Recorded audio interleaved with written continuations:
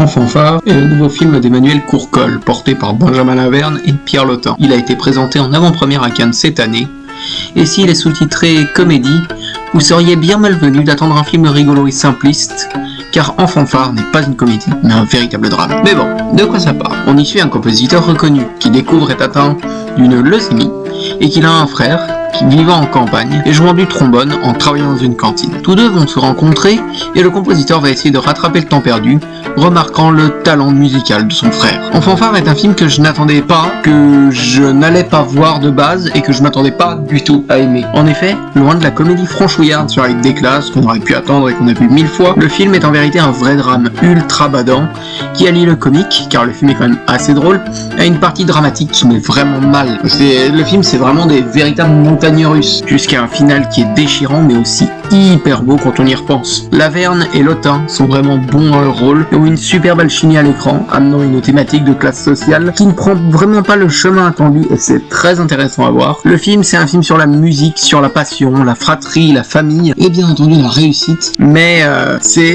je saurais pas vraiment dire. Le film c'est un film de scénar, c'est un film de personnages, c'est pas un film de mise en scène. N'allez même pas le voir pour sa photo, pour son cadre, qui sont vraiment ultra classiques, c'est ultra convenu, il n'y a pas vraiment de dinguerie là-dedans. Et j'ai trouvé le film un petit peu longuet, mais par contre, ce qu'on vous vend dans la bande-annonce ne représente que un quart du métrage, pour moi. Ne représente qu'un quart du métrage, et car le métrage à partir de là est totalement autre. Enfin voilà, je vous encourage à y aller si cela vous intéresse. C'est la fin de cette vidéo, on se retrouve prochainement pour cette prochaine critique. Merci de votre écoute et à bientôt sur Critique Multiverselle.